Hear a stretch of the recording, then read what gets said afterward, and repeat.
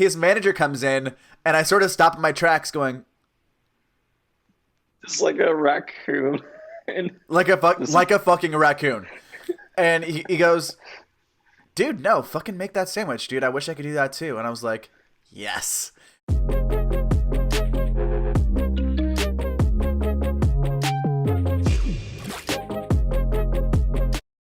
Welcome back to another exciting episode of EDM Chatters. Today's topic, backstage culture. Before we get into this week's episode, please like and subscribe so you always know when we put out new videos. So, having worked in the industry for 7 years, going backstage isn't anything new to me now, but for a lot of fans, and definitely for me in the beginning, it was a coveted status symbol. So, let's talk about it. The first thing I want to talk about, what is it like? And Vince, do you remember the first time I brought you backstage? Because I was trying to think about it before the show today, and I can't quite remember. Oh man, when was maybe it was the Nero show? Nero Was at it that one? Academy? Yeah, It could have it might been. have been that Because one. because I know we did the backstage thing in Santa Barbara as well with Goshfather. Yeah, yeah, I remember that too. I don't know if that was before or after Nero. True. But I mean, that also brings up that brings up something that leads into what's it like, is that there are so many different types of venues. Going backstage can always mean something a little Hmm. different. On the one hand, you have Matrix in Santa Barbara, where we saw Goshfather, which was just a tiny little stage in this club, in a smallish town. They had a tiny green Yeah, room. And then you have Academy in Los Angeles, which is owned by Insomniac, which has, a backstage that is made for table service and a yeah, green room with its own bartender. So going backstage is never going to be a one and done situation. And I've had so many different experiences, even just within the clubs in LA, even at the same clubs. Going even when I went to Ibiza, the backstage situation was different. When I went to wherever else, when I went to yeah. Lost Lands in Ohio, backstage was different. But one thing I've noticed is that there's always four types, and this is not exhaustive. There might be a fifth or a sixth, but there's around four types of people who get backstage. Hmm. One is the first timer. This is the person Me. who, exactly. I mean, so you were an exception to the rule because you were accompanied by someone who knew their way around. So I had you on Yeah, your best behavior. But a first timer often yeah, is like, they see their favorite artist and they go, "Oh my god, I fucking yeah, or yeah, something." yeah. They have stars in their eyes and they're looking at everything like, Hmm. "This is all so new. Oh my god, there's all these people here that oh my Yeah, god, oh my god." So that's the first timer. They don't really know what they're doing. They might find it a little bit hard to get backstage because not every path backstage is the same. Lord yeah. knows there are some like hidden fucking Some weird stairways and shit. corridors and club. Some really weird Yeah, shit. Like, or you just might not like even know, like, if you have the right wristband and ask somebody, hey, like, as long as you have the right wristband and you ask somebody, hey, where's backstage, the green room, and just like show them your wristband, they'll know that you're supposed to be there, and they'll yeah. probably show you the way if they're not too busy. So compose yourself, act accordingly. Just don't be an idiot. I think that's good advice for a lot of life, honestly. Hmm. Is just don't be an idiot. But then after the first timer, you have the jaded industry person who's only there to show face and take drinks off the writer. Who This is the disappears? sort this is the sort of person like, I was gonna give an example, but I actually know people like this and I don't want to like out them. But let's say the 40-year-old music industry agent who only goes to a couple shows every year for their high profile clients. And they go Uh-huh. there and you're like, "Wow, I haven't seen you in forever." They're like, "Yeah, I have a kid now. I don't really go out that much." And then they turn around to their artist writer, grab a vodka Red Bull, and then they're home by like 11, or like right when their client goes on. They're like, "You good? You're Yeah. playing?" TM has the tour manager has the stage. Manager's over here. Cool, I'm out. Mhm. And these people aren't as common, obviously, because as I said, they're not really going out that much.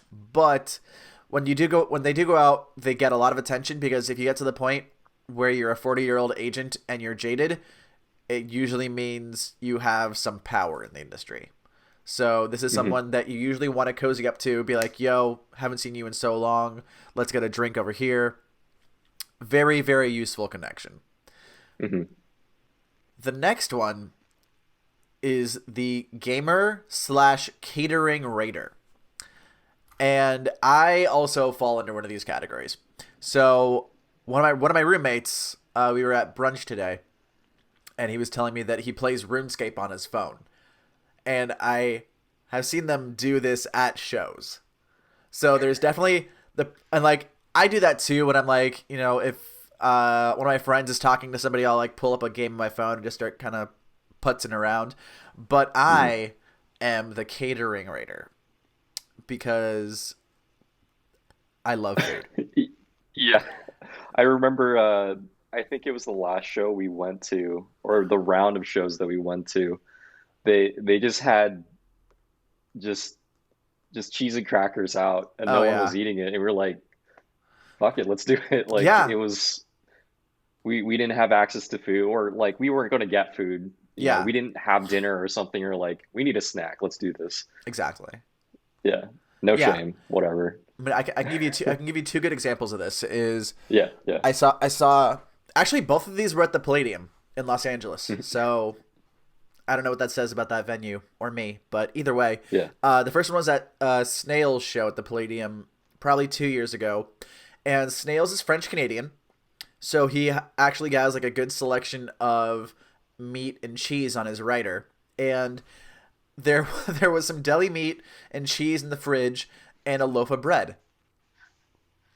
And I started making myself a sandwich with I just started making myself a sandwich like in the headliner's dressing room.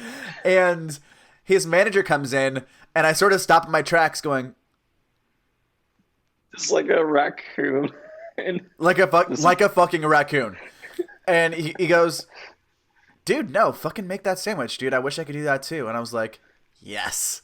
So I just finished making my ham and cheese sandwich, and it was great. And then I also took some like bags gummy bears and went to front of house to watch the guy doing the lights, and like yeah. made friends out there. Like I was giving gummy bears to the guys doing lights and making friends. It was great.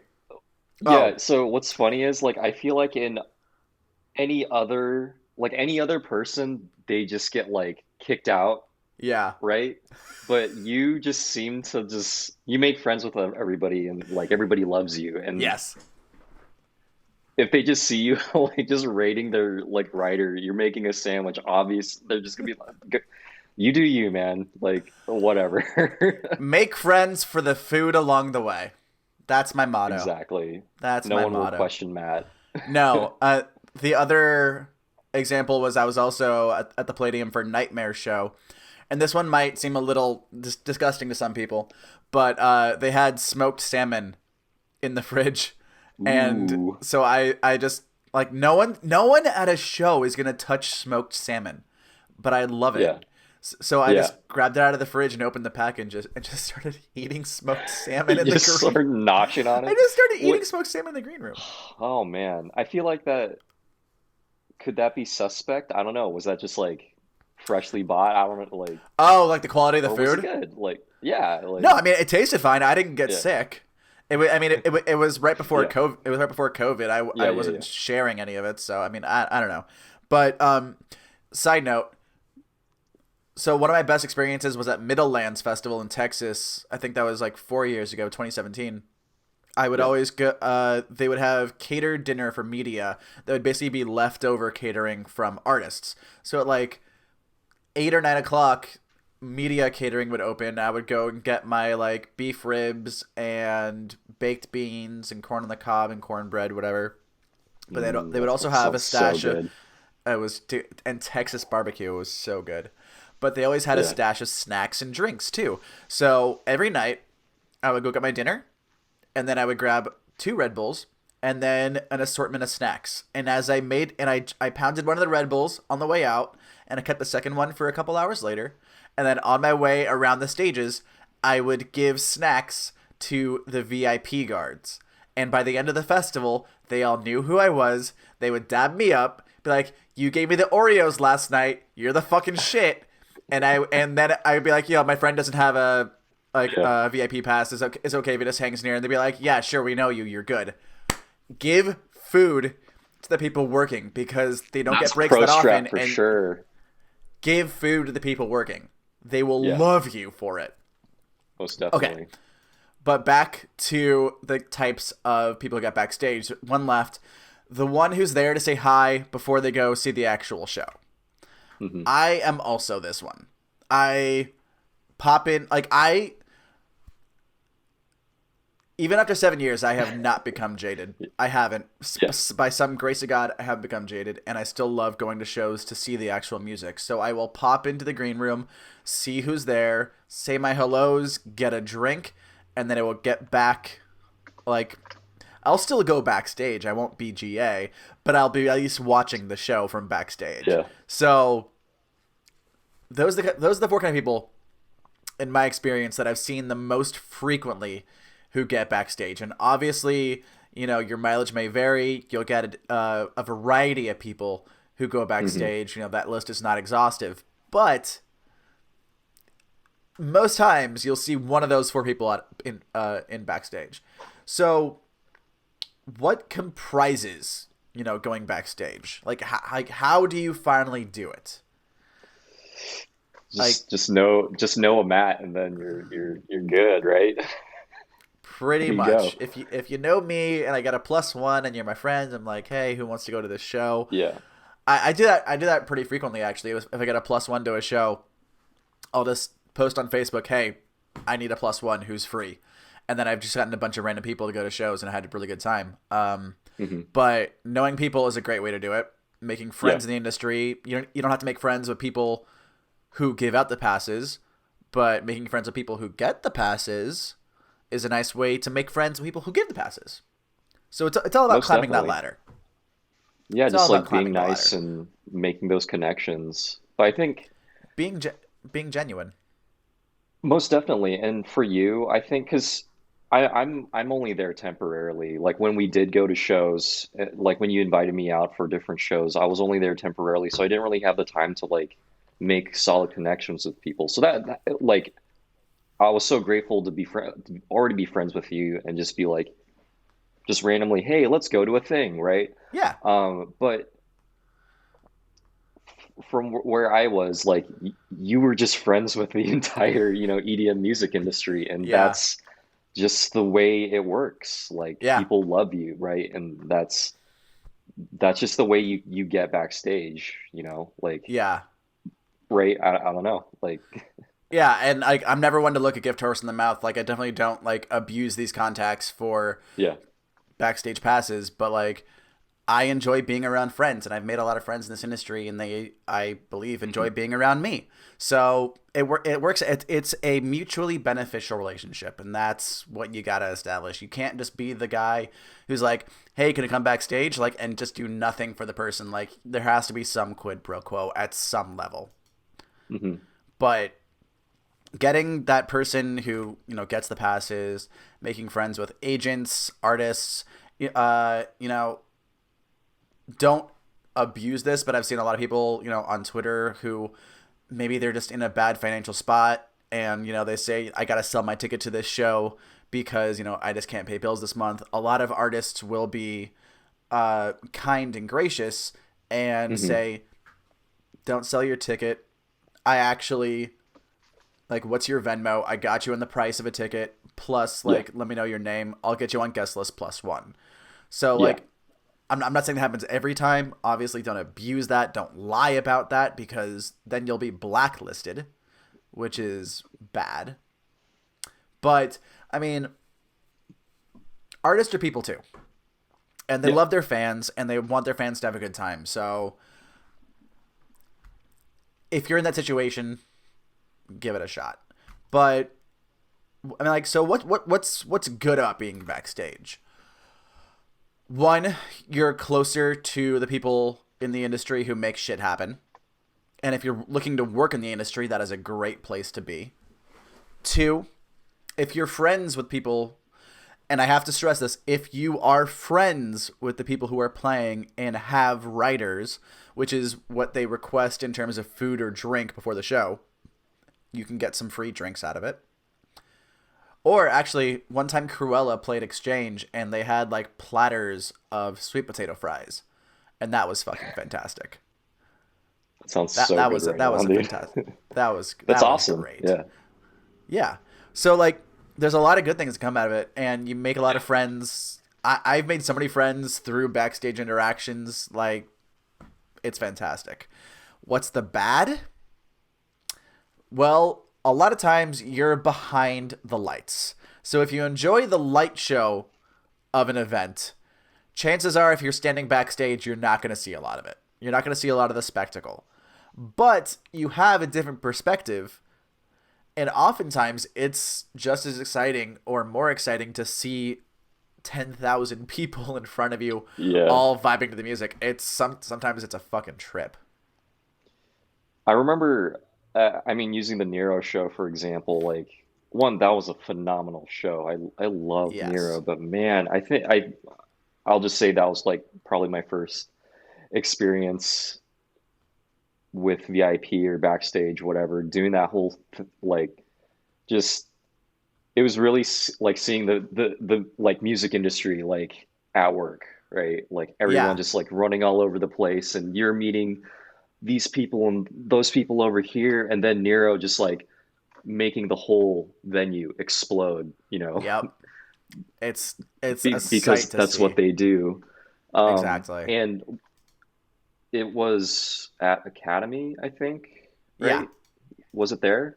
Yeah, pretty sure. So we couldn't be in the DJ box, obviously, but we were No. like a row back. Yeah. But it's a weird feeling because, like, back in the day, I've performed on stage, in front of a crowd of people, and that's nerve-wracking. And Hmm. we're not the main act. We just exist there, right? But it's also like, oh my God, like people can see us. Like, what are we doing here, right? It's a weird feeling. Yeah. It's super odd. Obviously, people are there for Nero. They're not thinking about the people on stage Of or course not. what whatever. But it was an odd moment. But I remember taking a few photos and stuff, and it Yeah. was just kind of like mind blowing, just watching these legends just do their thing. Exactly. And But you that know, actually really leads really well into you have a question on here. Where did wearing all black come from? And yeah, the point of that is to blend in, because when a photographer is taking a photo of the DJ on stage, they don't want to see someone in a bright red hoodie with fluorescent whatever. stuff. Yeah, They don't want they don't want, yeah, stuff. They don't want anybody to stand out behind the DJ and take focus away from them. So in the industry, people have adopted wearing black because yeah. generally the lights go into the crowd. They don't hit backstage, so they're not illuminating anything. If you're wearing black, you're just going to fade in. And That's that's so interesting. I never thought of it that way. I guess it was I always thought it was like all just everyone in the the music industry industry costume. was well, it was like we were bringing over or they were bringing over like the remnants of like emo like late 2000s Ah, like hardcore like metal yeah. whatever, and just trying to like bring that in, and but I mean it just makes more sense from a Yeah, I photography mean, standpoint.